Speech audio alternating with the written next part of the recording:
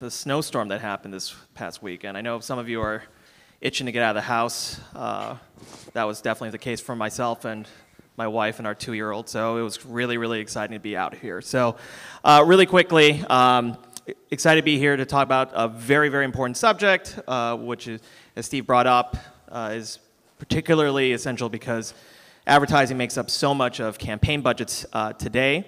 But before we get right into it, let's just do some quick intros with our panel here. Catherine, you want to start?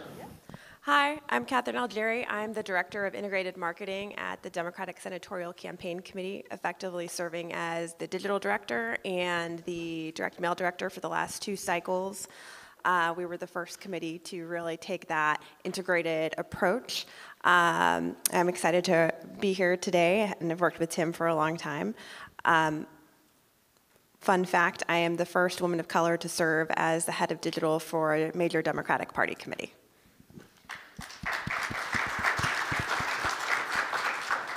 Hey, I'm Zach Moffatt, CEO of a company called Targeted Victory. We're a performance marketing company focused very much on the digital marketing as well as public affairs. We do a lot of statewide races, a lot of support of the committees, and also was the digital director for Governor Romney's 2012 presidential campaign. My name is Rebecca Pearcey. I'm the National Independent Expenditure Director at the Democratic Legislative Campaign Committee. Last cycle, we tracked over 6,000 races, and the Independent Committee was active on a digital front in over 600 races with a fairly high success rate, but it was really the first time that the committee played in a digital space in any significant way. Hi, I'm Melissa Sharp. I work at National Media as a senior media planner, so I look at all of our campaigns and plan across channel, whether it's TV, digital, radio, billboard, you name it, we've done it. Worked on some major Florida races this last year that we won, and I'm very happy to be here this morning. Thanks. Okay, so this past cycle we spent over $5 billion, I think, in total. And with advertising alone, I think TV spend was over $3 billion and maybe close to $1 billion in digital. So if you think about it, advertising is the largest line item on campaign budgets. By the way, these numbers are all from Kantar Media, so don't hold me to them. But when you think about allocation today, right, the digital, the storyline that was on the Democratic side was that digital spending has gone up, you know, some cases 100%, 200%. But if you look at those total numbers, it's still, you know, digital spending as a portion is still in the 20s. And compared to brand side, that's woefully smaller. You know, for our panel today, let's start off with the first question, but what do you think of that media allocations from the 2018 cycle? What are your general thoughts, observations, some trend lines? Anyone want to start? Catherine? I think we should be spending more online, Tim. Yes. You know, I think that it is wonderful that we have seen, at least on our side, a dramatic increase in the amount that we are spending. But I also think that you know, when you look at what the Coca-Colas and the Mountain Dews and the various corporations are spending, they understand that they are a brand that needs to always be on, and their audience is not always on TV. And so they create a lot of content that is completely independent and yet brand focused from what they are doing on TV. And I think one of the things that, you know, I was really glad to see this cycle was the extent to which the digital directors, and that's one of the things we do at the DSCC, we train the digital directors, we train the campaign managers on how to work on digital, you know, really sit down and make sure that they were at the table with the folks who are doing the TV buys and the TV planning. And I think that by continuing to invest in that sort of collaborative relationship, you know, we have a chance to really move the needle forward. But I think that if we leave it right now as good enough and well enough alone, like, that's not a path to success. So I think the challenge is always going to be when we are spend isn't equal to consumption. There's a kind of misallocation from the get-go, right? So like we are less bad than we were last cycle, as we were less bad than the cycle before that. So we're getting progressively closer, I guess.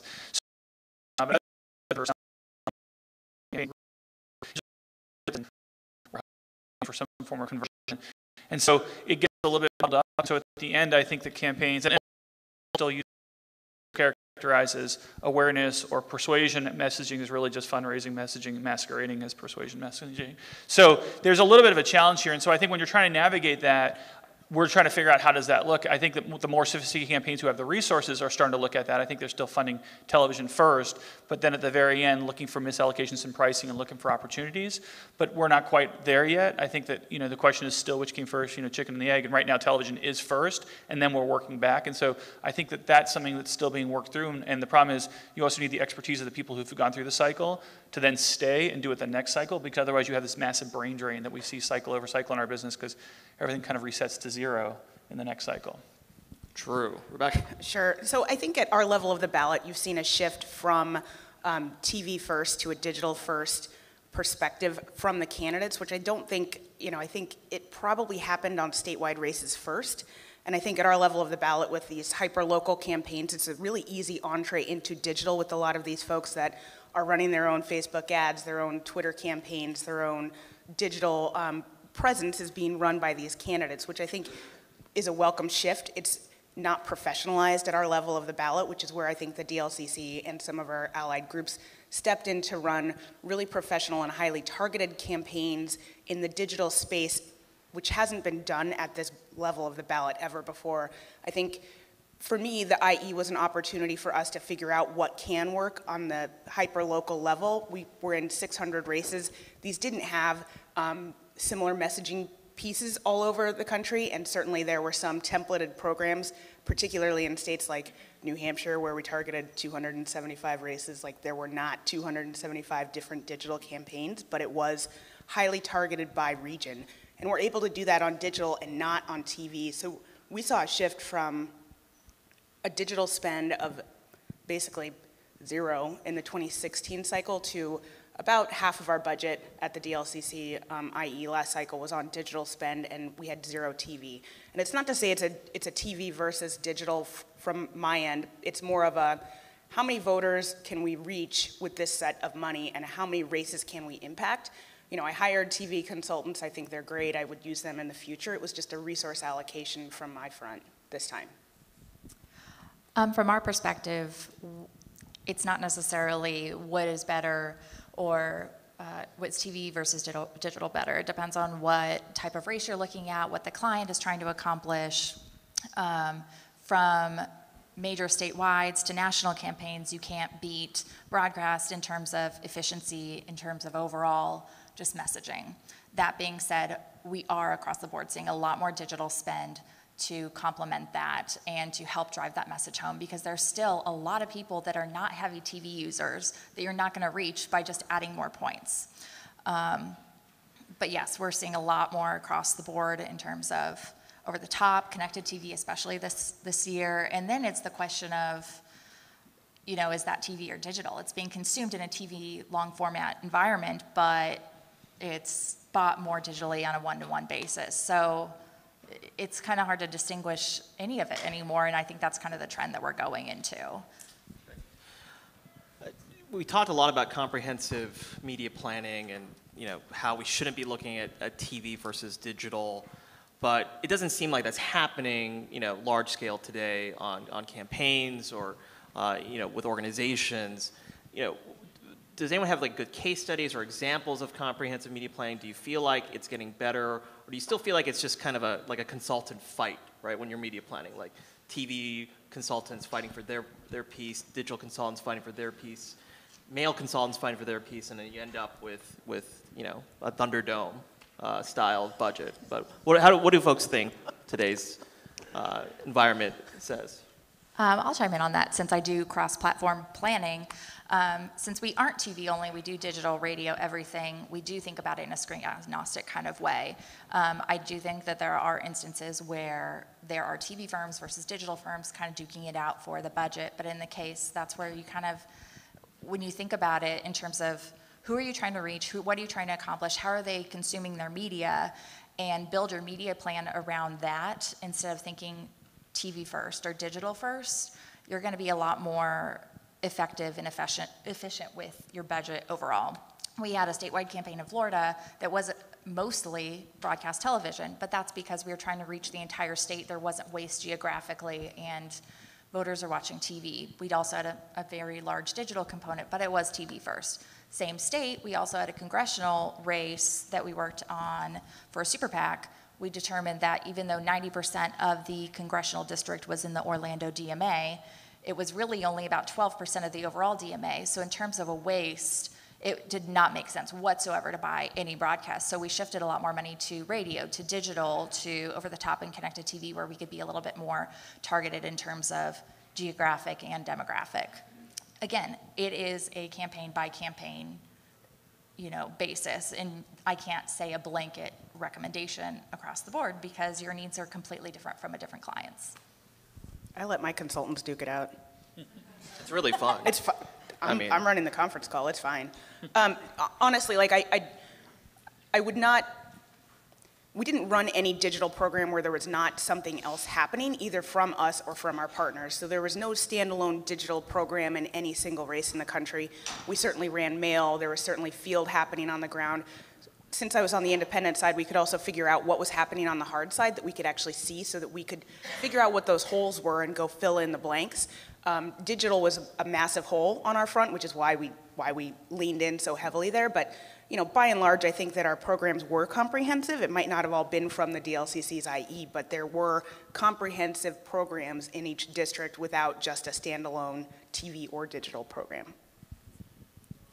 Yeah, I think tension is good. I think that you want that. I think that you need to have that. I think also you have to be careful when you're looking at it of kind of what the motivations are, where people are making. I mean, this is a business at the end of the day. Some people behave differently depending on which one gets more percentage of margin as in placement and other thing else. I mean, we see that from the outside looking in.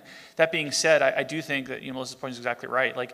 These races are so different, and I think for you out there who are looking to come into campaigns or committees, you have to take in consideration how they're thinking about it structurally, so from the perspective of, I believe the IE should be far more digital focused than they are, and campaigns should be far more focused on television because they get the lowest unit rate. It's just the way they approach it. I wish we spent more time going in to understand who filled what lane and how that came together. And I think you're starting to see that more and more, mostly because people have to learn through getting burnt on a cycle that there were blind spots that they didn't know, so they hadn't had those conversations beforehand. Because once the wall goes up, obviously you can't. So you're looking at that. So I do think a comprehensive media strategy is one part of it, but the other is also understanding beforehand who's doing what, who's the blocker, what roles you play. It's no different than sports, right? We can't all be the running back, and I think that's the way that we treat a lot of these things, is that everyone tries to do the same thing, and we over-index for that, and as a result there's this massive blind spot, and then people come in from the outside saying, well, I have all these audiences in X, why aren't you buying them? You know nothing about what you're doing, and it's well, because they can't see the larger picture of what's going on. That doesn't mean that they're not right, it's just the likelihood that the pendulum has to swing to only sell for that is also miscorrect. So we have to think through all these elements as we're kind of putting the plans together. So I do think that tension is good, but I think it really also comes down to, and you said structure, which I think is a good point, but it's who's at the table, right? If you're somebody who came to the table because you won several years ago and you have these trusted alliances with certain players, like your media firms or your direct mail consultants, and this digital thing is something that makes you a little uncomfortable, you just think of it as a fundraising vehicle. Have you chosen your digital consultant as somebody who's going to be a true partner to you? And when you are making the time to talk through strategy or make sure that your media consultant or your direct mail consultant is part of a key strategy meeting, have you done the same thing with digital? And I think that has been something that we've again and again tried to make sure that people do more of. But I think it's something that if you are leading a major political campaign in this climate, you have to be challenging yourself to do and really put a lot of effort into finding the right digital partner for you. There are absolutely financial incentives for the different players at the table to duke it out. And if you haven't taken the time to develop a relationship and really trust your digital person or explore that area and make sure that you understand those metrics, I think there's going to be a very natural bias to go back to what you know and what is familiar. But the climate has changed, and that isn't going to be what best serves your organization or candidate. Zach brought up the fact that it's kind of confusing when you look at the digital spends, that, a lot of it's acquisition, versus persuasion. Obviously, I think everyone in this room understands that acquisition programming versus persuasion programming it's completely different, not just from message, but also from the buying tactics. But if you look at the numbers from this cycle, most of the increases in digital spending, right, especially on the Democratic side, has come from acquisition spending and the increase of acquisition spending. I get a lot of questions from reporters about this because they can't understand the difference or why there is a difference. But there is, and it's huge. Do folks think that there is what are the ramifications of that, both short-term and long-term? The fact that acquisition spending seems to be skyrocketing on these direct marketing platforms, and is that a good or bad thing? Does that impact some of the staff structure? So I think there's a couple things. One, on the bias, and I think that's a good point, is like we also are biased to like winning the elections and working back. So television is more powerful than that. I would say that at the very end, that's probably going to be your most powerful, depending as long as you're not have like massive inefficiency and waste on your targeting. So that is one of the challenges. I don't think a lot of these organizations are structured to know what the messaging is. And you could also make the argument, especially as you go from top tier Senate races to long tail, that the races move, so it's kind of hard to get into the very end. But I don't think we do enough. I think that we underemphasize on research and digital at scale for a long time and build into it. So if the incentives aren't there, then they fall back on what are incentives that we can measure. And then that's where the performance marketing comes in, because theoretically, to anyone here who's selling a product that they can tie to performance, it should be like an unlimited budget because they just keep coming back. Now the question is whether your threshold for a lot of these organizations is they still need to make like 110% back on 100% spend, or are you at 70% back, or are you back at 50 because lifetime value and everything else that we're working through. I think the committees are working through that. So it depends on how you're looking to approach this, but to me, that's the challenge, is that as structurally as political entities, we don't normally know the exact messaging. We haven't got enough people in the room who can start that conversation in March or April of the year. We're really good in the last 2 to 3 months, and so we're still solving for how campaigns were run, and then we're trying to figure out what mediums tie into that decision-making structure. Rebecca or Catherine, anyone want to get in on that? I'd echo what Zach said. I think it is hard to plan committee-wide what the acquisition versus actual program spend is. I think we've expanded our digital operation at the DLCC in a massive way, like in a 400% increase type of way. I don't think that's an overcorrection. I think it was, a place where we saw a real opportunity to get up to speed with the rest of the national committees. And so I think that's a good thing. We don't do a lot of program outside of the IE. We support the caucuses, and I think you'll see us this cycle lean in with some of these state caucuses that are running program to say like, hey, have you thought about digital? It's just something that hasn't crossed people's minds. It's like, you have a field director, why wouldn't you have a digital director? So I think that is where you'll sort of see the shift from the top of the committee all the way down to some of these state-based organizations and operations. So I oversaw all of the DSCC's digital acquisition spending the last cycle and the cycle prior. And one of the reasons that we're able to increase the amount of money that we're spending in acquisition is because the metrics are there, and it's so easy to make the case for folks, even even to folks who are newer to the digital space. And I've had the privilege of working for Mindy Myers, who is very aware of how the digital ad space works. But, if I can say like, hey, like if you're willing to let me put X dollars and Y, I can tell you the lifetime value. I can tell you exactly approximately when we're going to make this money back. And, it is I can tell you that it's definitely more profitable than trying to acquire a new person via direct mail, by leaps and bounds. So, although there are some people who will only ever give to direct mail, and I'm not saying that that's not an important. People love running headlines that are like, direct mail is dead. And I'm like, no, that has not happened. But, I think that going back to Tim's point, I think a lot of people don't understand the difference between an acquisition ad spend and, the persuasion ad spend. People are just like, oh, great, the DSCC spent X dollars on digital this cycle. But, now we have the Google transparency and the Facebook transparency reports for reporters to kind of, delve into. And there's a big difference between an ad that says add your name versus one that's really encouraging you to find out more about a candidate and be persuaded to follow, to support them. And I think going back to what Zach said, like we haven't done as much, I think, as a party, to really research exactly what the payback points are on our digital investments for persuasion. And without that piece of it, it makes it much harder to convince folks that their money is, rather than putting those 5 extra points in TV, that they should put that same amount of money into digital. And I think that's a crucial missing piece in this as we try to move everyone forward. You mentioned as a party, so this is what I like to call an awkward or fun question, depending on who you are. The storyline coming out of 2016, right? Republicans are the digital party now, and they've taken over as the lead on digital. Then the storyline coming out of 2018 is like, no, wait, I think it's the Democrats now, and the Democrats spent a lot on digital. What do folks think is the current situation today, past the earned media cycle, past what you're reading on the news? Is there a significant difference between the two sides? Does that matter? And what does that look like going into the future? Let's point to Melissa. I honestly don't think it matters to compare because we're kind of running in our own lanes. And for me, I focus on the Republican side, and that to me is all that matters. Yes, we're going to try and figure out what the Dems are doing, but at the same time, I try not to focus too much on the competition. Otherwise, I think you can get blinded and get over obsessed with what the opposition is doing. And for me, I always want to keep an opposition, like a offensive type of stance rather than defensive. I think this is also a jump ball. Depends on the state, depends on the race, depends on who's doing it.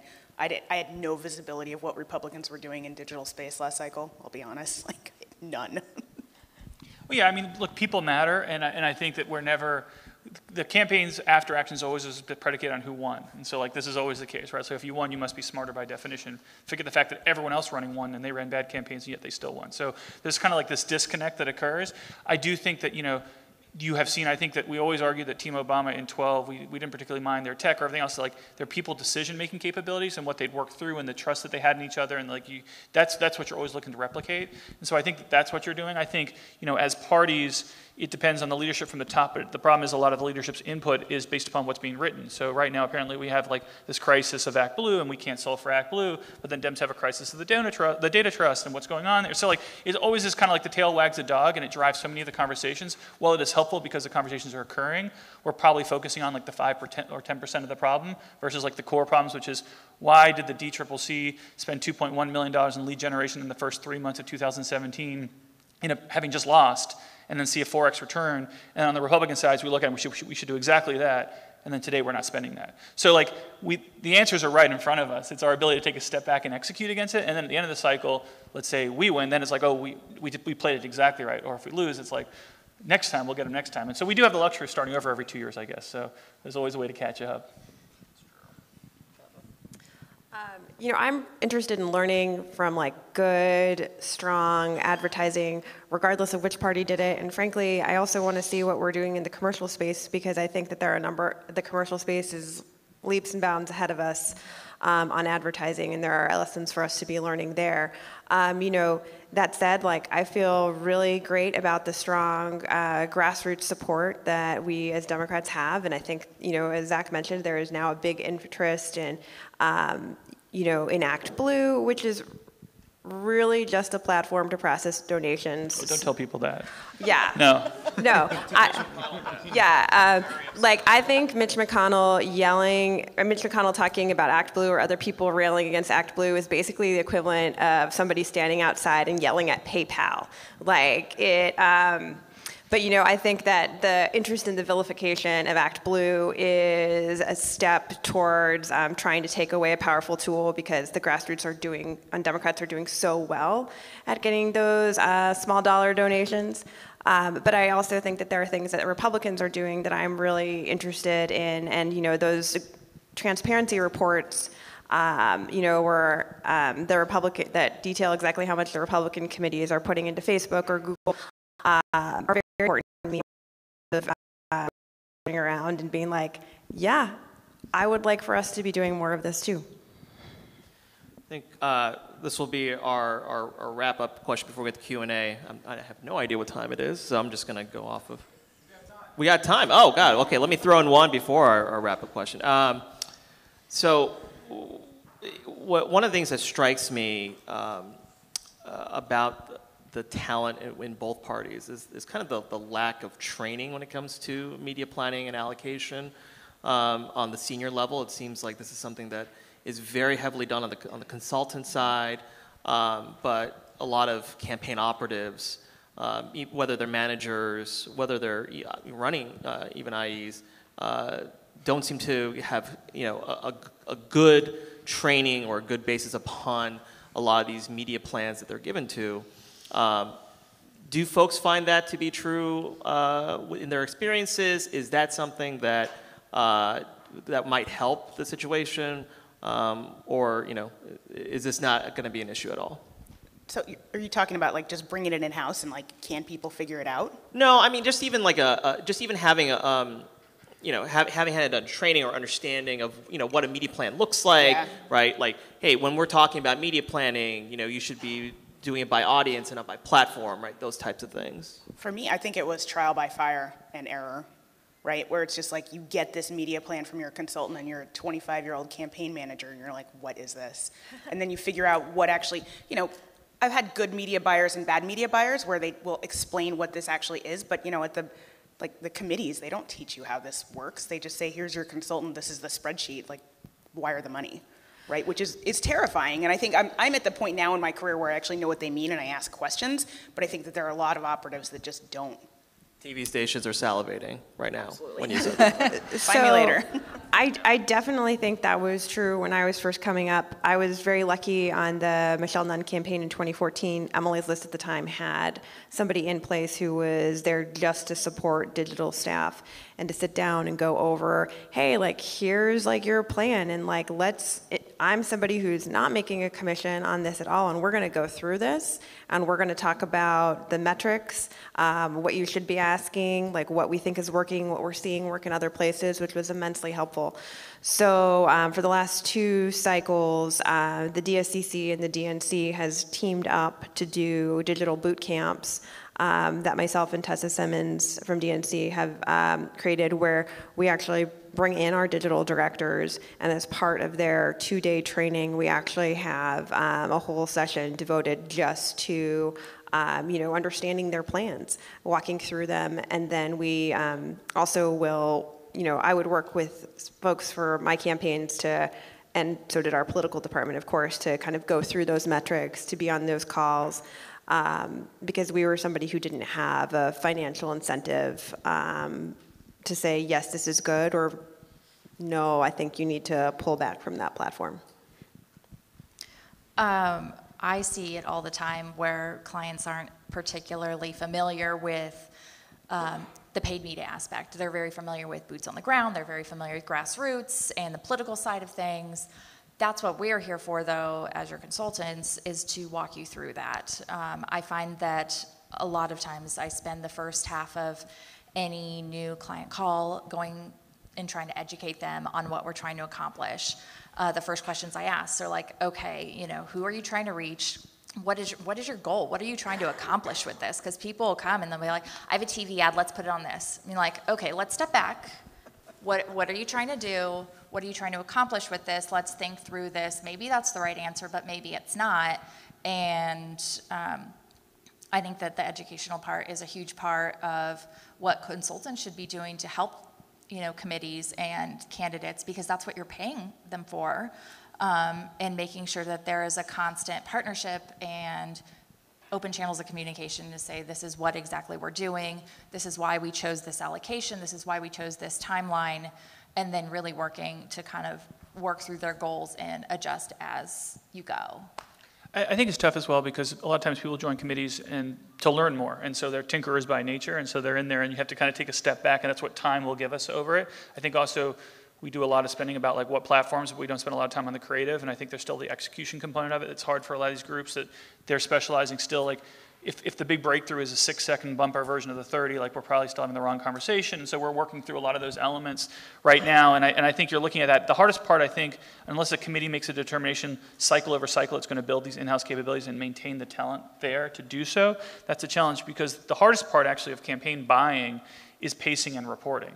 Everything else, I mean, we can't leave money on the table. This is the beauty of television. It's kind of like in a box. Like for the most part, it's going to spend out. And so people have that. Like sometimes vendors come back and think, oh, we have this money left over for you. You're like, well, that's the last thing we want to do on a campaign, right? So like that is the challenge. I think that understanding the elements that are really like the pressure points internally, and then what role a committee staffer plays within understanding that. But again, I think it's kind of like advertising. Like we've overcorrected for this one-to-one, for onboarding, for everything else. We've kind of missed like the larger picture and taken a step back. And I think the biggest element of that is we've missed like what we're actually saying and how we say it, and different iterations, and the fact of like, even I think on television, the pounding of like 1,500 points or more, at some point I think it's like kind of lost. But it's hard to have those conversations when you're in the thick of it, and it's hard to have those conversations when you're not in the thick of it, because who are you having it with? And so this is what will work, but it's flushing itself out cycle over cycle as people are getting the exposure to it. Rebecca actually brought up when we started this question, she's like, buying in-house, are we talking about that? This is another spicy question, I guess. This happened on the brand side. That argument's still happening. Gosh, you have good case studies, bad case studies. Seems like now that it's going into politics, and committees and super PACs are discussing buying in-house. I haven't actually heard of one organization to state that they're going to bring everything in-house. It's always like they want to bring digital buying in-house, which I think is the hardest thing, and so I find that to be ironic. But we got a wide variety of talent here. What do folks think about this debate? Should the largest spenders in politics bring their buying in-house? What are the pros? What are the cons? Jump ball. I think a committee should go first. Actually, we've been having this conversation about digital. I don't think that bringing our digital ad buying in-house is the best allocation of our time or resources. I think that bringing our creative more and more in-house, which is something that we work collaboratively on, but we just went over our best ads for the cycle, and a lot of that creative, frankly, was creative that came into being because of input from our digital team. So I think the creative piece makes a lot of sense, but we don't have the staff or the relationships with all of the different places where we could possibly be putting ads, and I don't want to spend my day trying to figure out if my ad is all the way down at the bottom of the page on some website that folks are never going to go to.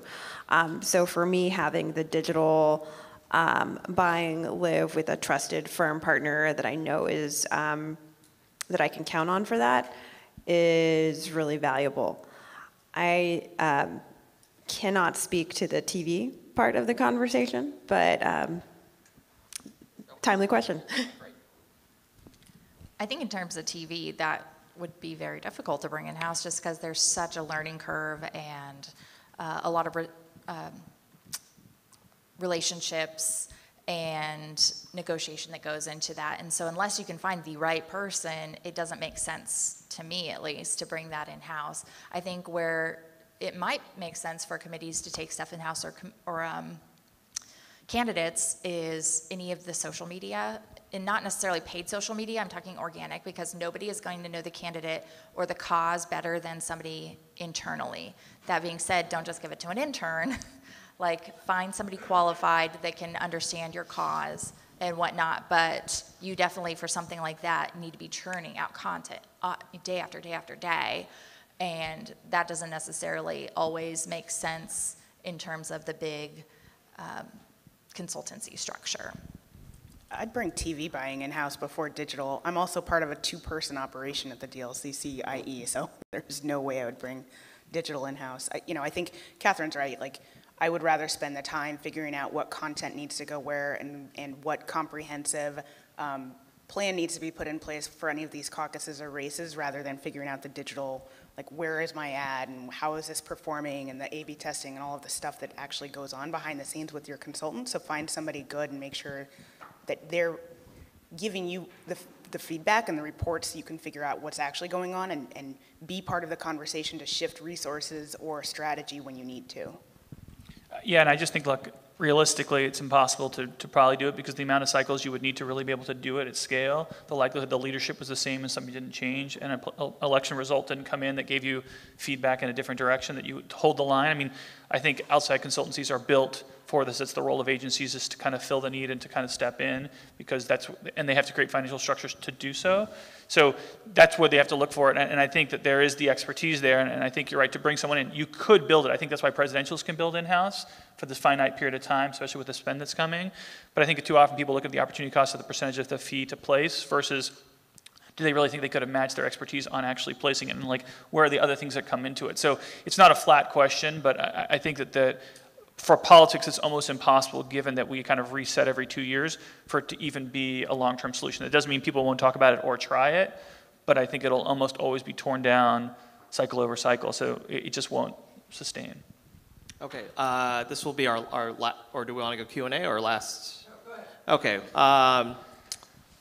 all right, 2020 is over. We figure out what happened.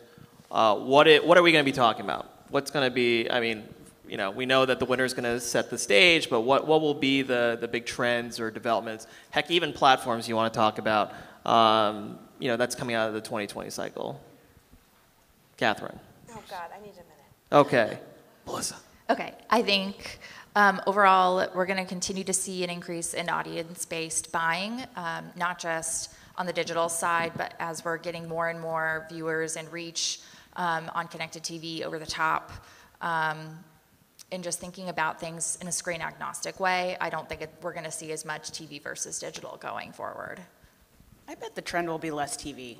Just like straight up less TV across the board, more focus on the digital and sort of the cord cutter folks that are watching Hulu on their TVs. But, you know, I think with 2018, what I think the biggest lesson was digital is a thing and it's not going anywhere.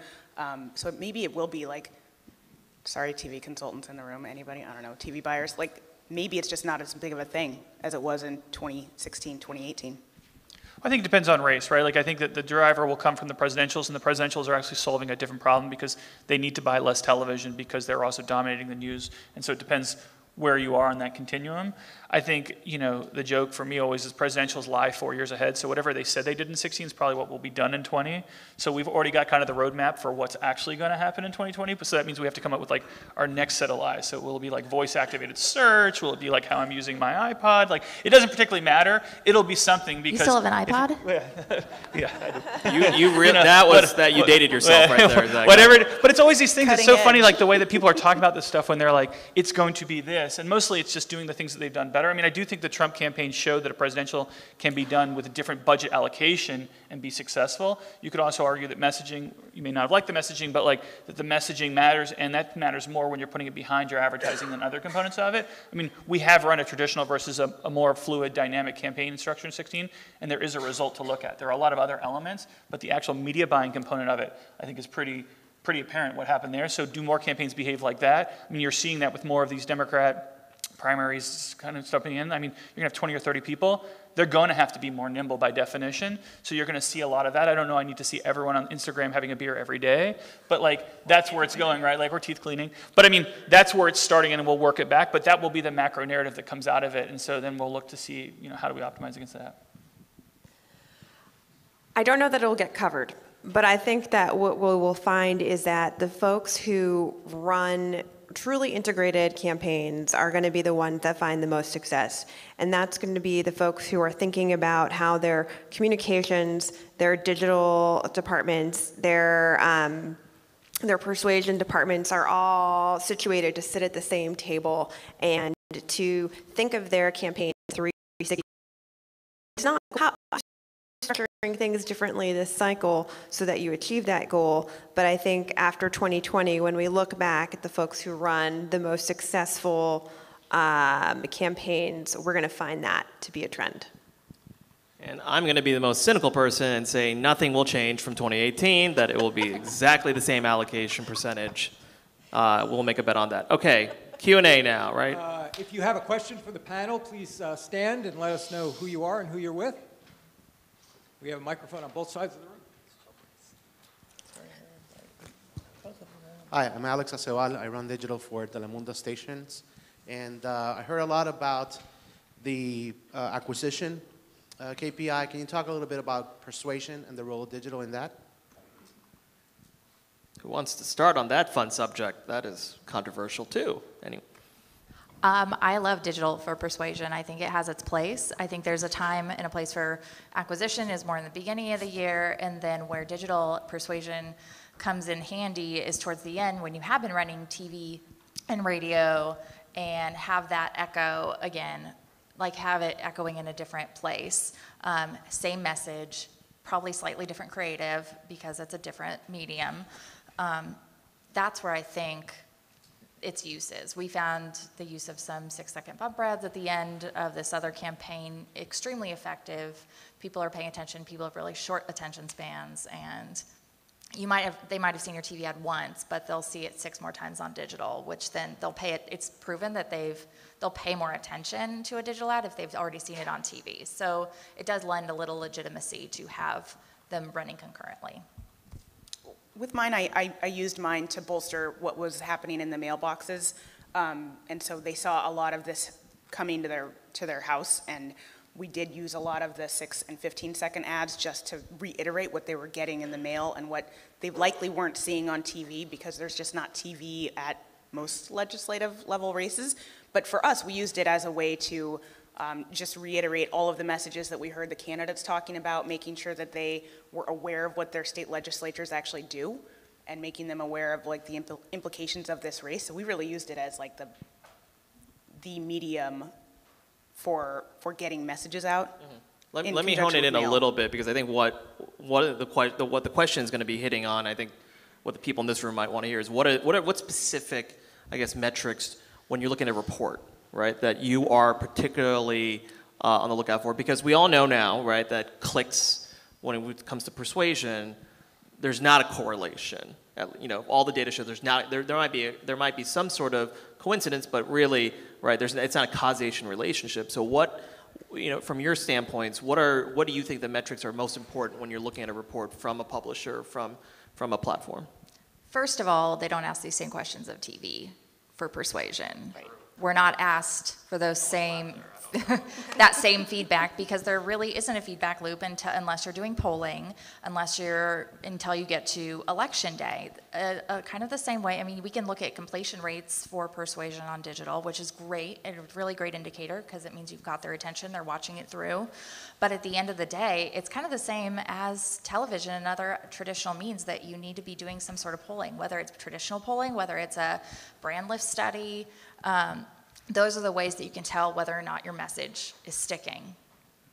Yeah, and I think, look, the sophisticated campaigns that are doing it now are at the end looking at, the best digital firms or television firms who are doing digital are looking at, how do I try and standardize this and give it some sort of common language, right? Like, how do I look at it and try and do that?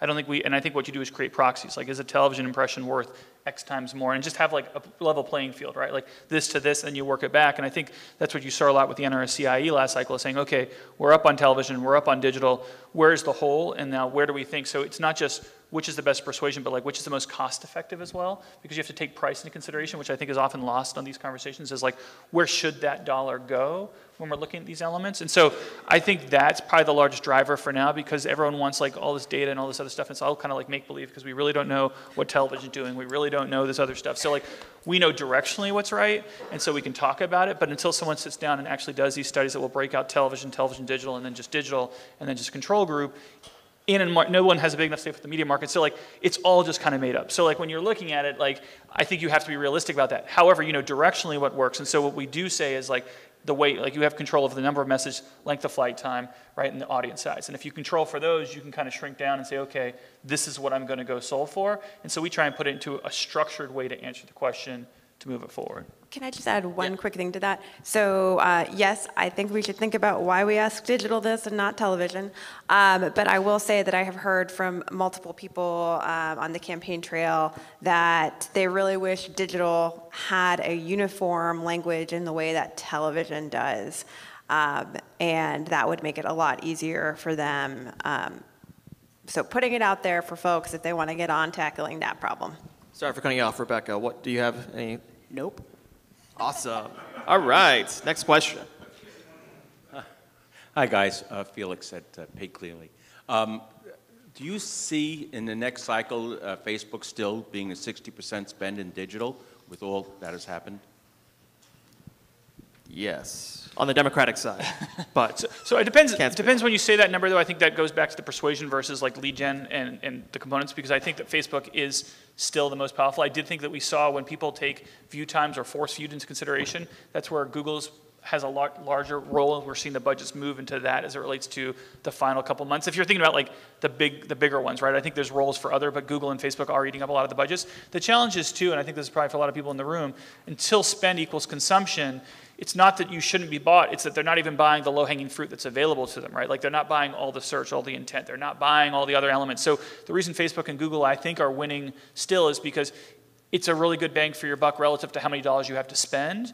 If you had more to spend, I think we would actually see a much more fractured buying environment. But because we don't have the dollars that go that far, and not all the expertise is there, so they get a little bit nervous, they get to the precipice, and they pull back, and they say, well, I can buy a little bit more here because I know exactly. Now, again, I think bigger races